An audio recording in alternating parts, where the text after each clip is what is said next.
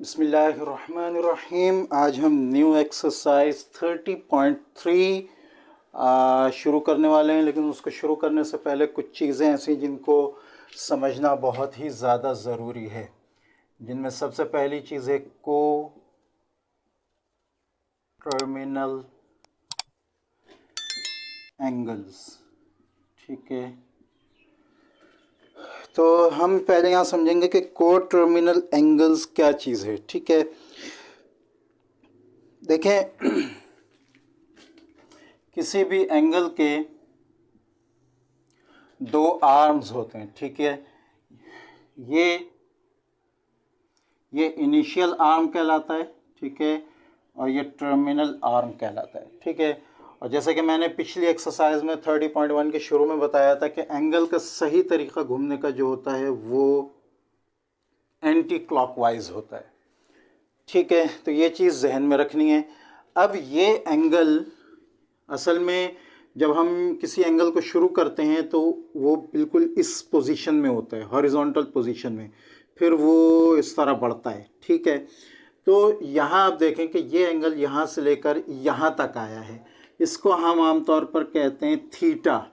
ठीक है, लेकिन यही एंगल जब ये यहाँ से यहाँ तक आया है, ठीक है, फिर यहाँ से आने के बाद दोबारा घूम के यहाँ तक आए।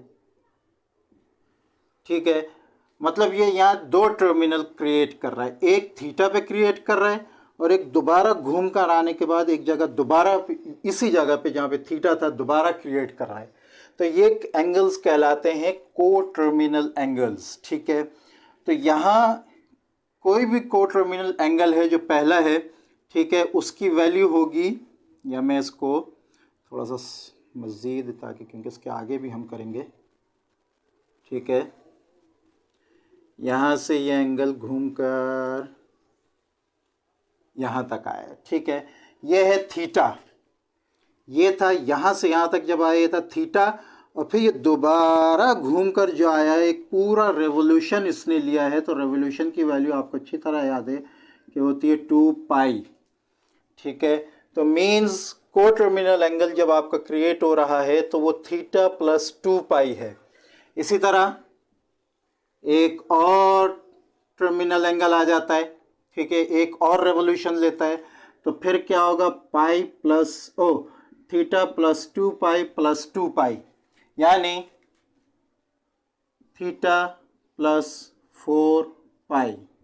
जितना रेवोल्यूशन होंगे 2 पाई उतना बढ़ता जाएगा। 2 पाई क्यों बढ़ेगा ये मैं बता चुका हूं पहले भी कि एक रेवोल्यूशन की वैल्यू 2 पाई होती है। ठीक है, अच्छा, उसके बाद इस 2 पाई को चूंकि हम डिग्री में भी लिख सकते हैं, अगर हम डिग्री में लें तो ये हमारे पास हो जाएगा theta plus 360 degree plus 360 degree. ठीक है, और is equal to theta plus 720 degree. Degree में लेना चाहें या आप इसको रेडियंस में लेना चाहें, दोनों में आप ले सकते हैं। दोनों तरीक़ेकार आपको पता होने चाहिए। ठीक है, बहुत आसान तरीक़ा है, मैं फिर बताऊं। यहाँ से लेकर यहाँ तक जब आया ये एंगल था थीटा, फिर इसने पूरा एक रेवोल्यूशन लिया जो 30-60 डिग्री या 2 पाई का था, तो ये इसका पहला को टर्मिनल एंगल हो गया।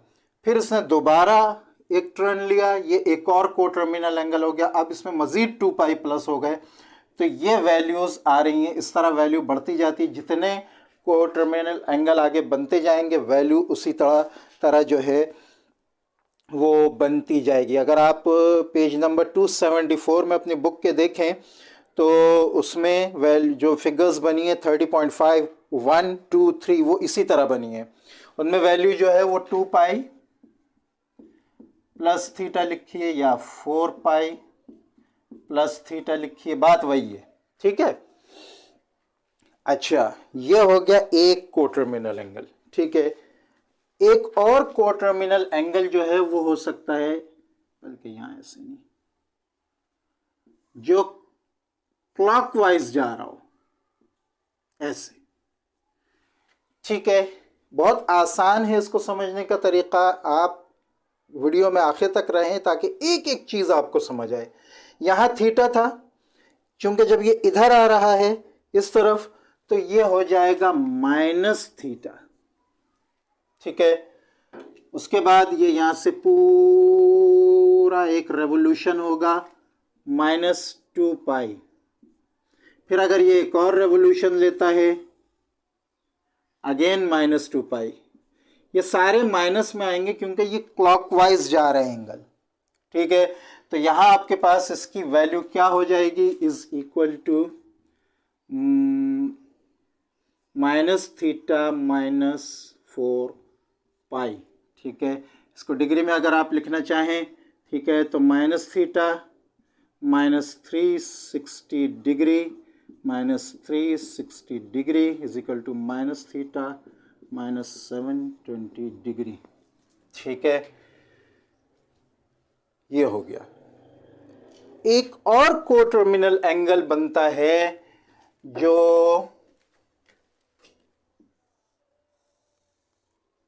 अब आप थोड़ा सा समझिएगा, यहां से जाएगा ये एंगल इधर तक, ये हो गया थीटा।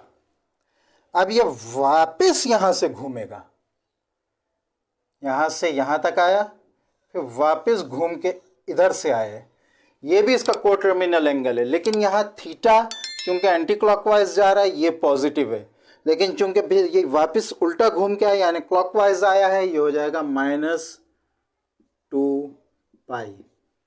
फिर दोबारा इसी तरह घूम कर आएगा, हो जाएगा अगेन -2 पाई। तो यहाँ और यहाँ फर्क ये है कि यहाँ थीटा पॉजिटिव है, बाकी नेगेटिव है। ये हो जाएगा 2 चक्कर में ये 4 पाई हो जाएगा। ठीक है, जितने नंबर बढ़ते जाएंगे उतना जो है कोटर्मिनल एंगल आगे बढ़ता जाएगा।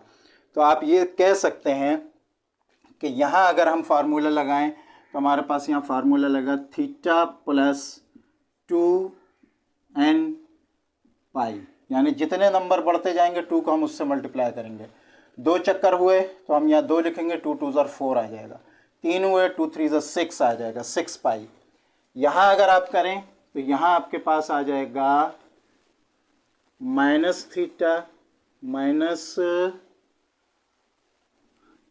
-2n पाई।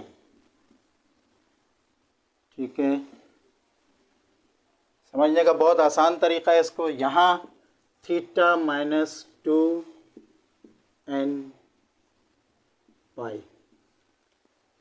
तो ये 2-3 किस्में मैंने आपको बता दी हैं कोटर्मिनल एंगल्स की, जिनको समझना इस एक्सरसाइज के लिए बहुत ही ज़्यादा ज़रूरी है। ठीक है, और कोटर्मिनल एंगल कितना बढ़ता है, डिग्री में कितना बढ़ता है या रेडियंस में कितना बढ़ता है। ठीक है, रेवोल्यूशन तो हमें दिख ही रही है। ठीक है, तो ये चीज़ें आपको अच्छी तरह समझ में आनी चाहिए। क्लॉकवाइज में कैसे होगा, पॉजिटिव होगा, नेगेटिव होगा। एंटी क्लॉकवाइज में कैसे होगा, पॉजिटिव होगा, नेगेटिव होगा। आई होप कि ये आपको अच्छी तरह समझ में आ गया होगा। सेकंड जो हमें इस एक्सरसाइज में समझना है वो समझना क्वाड्रेंट सिस्टम। ठीक है, क्वाड्रेंट सिस्टम जो आपने ग्राफ में भी पढ़ा है, एक 4 लाइनों वाला सिस्टम होता है जिसमें एक एक्स एक्सिस होता है, एक वाई एक्सिस होता है, इस तरफ पॉजिटिव एक्स होता है, इस तरफ नेगेटिव एक्स होता है, इस तरफ पॉजिटिव वाई और इस तरफ नेगेटिव वाई। इसको हम क्वाड्रेंट 1 के नाम से जानते हैं, इसको हम क्वाड्रेंट 2 के नाम से जानते हैं, इसको हम क्वाड्रेंट 3 के नाम से जानते हैं, इसको हम क्वाड्रेंट 4 के नाम से जानते हैं। ठीक है, ये हम अच्छी तरह जानते हैं कि चूँकि एक्सिस वाई एक्सिस हमेशा एक्स एक्सिस के परपेंडिकुलर होता है, मींस वो उस पर 90 डिग्री बना रहा होता है। तो इसका मतलब ये है कि यहाँ ये 90 डिग्री बना रहा होगा, यहाँ भी ये 90 डिग्री बना रहा होगा, यहाँ भी ये 90 डिग्री और यहाँ भी ये 90 डिग्री बना रहा होगा। अब जो एंगल इसका लाई करेगा इस एक्सिस पर, वो हमेशा जो है 90 डिग्री से कम होगा। जो एंगल क्वाड्रेंट 2 पर लाई करेगा वो हमेशा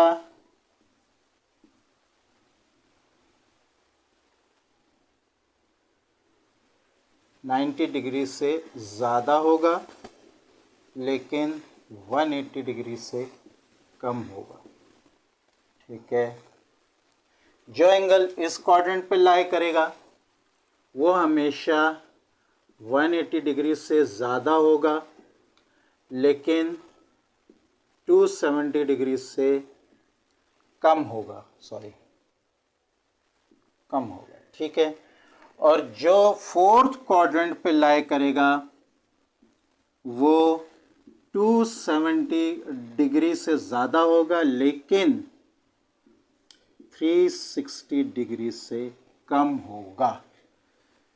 ठीक है, ये कुछ इम्पॉर्टेंट चीज़ें थी क्वाड्रेंट के बारे में, जो आपको आपके लिए जानना ज़रूरी है।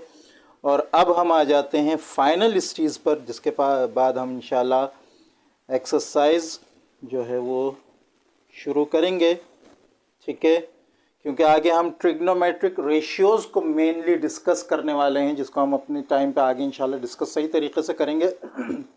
लेकिन यहाँ ये समझना ज़रूरी है, ये तो आपने समझ लिया कि यहाँ एंगल 90 डिग्री से कम होगा, या 90 से ज़्यादा 180 से कम, या 180 से ज़्यादा 270 से कम, और यहाँ 270 से ज़्यादा 360 से कम होगा।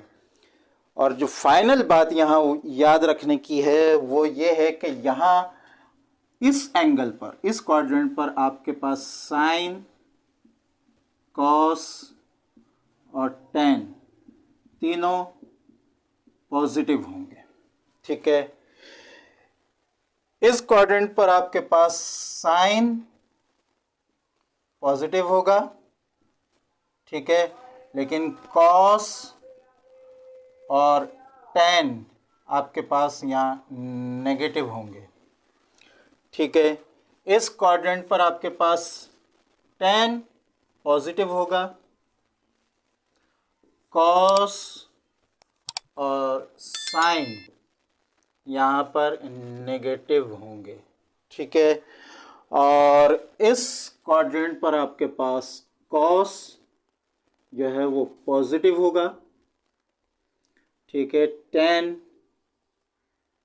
एंड साइन यहाँ नेगेटिव होंगे। ठीक है, तो ये एक्सरसाइज 30.3 को शुरू करने से पहले थोड़ा सा एक ओवरव्यू था, जिन चीज़ों को इस एक्सरसाइज के शुरू करने से पहले जानना बहुत ज़रूरी था, जो मैंने आपको समझा दिया है। ठीक है, इंशाल्लाह इसके बाद हम एक्सरसाइज के क्वेश्चंस स्टार्ट करेंगे। अस्सलामु अलैकुम व रहमतुल्लाहि व बरकातुहू।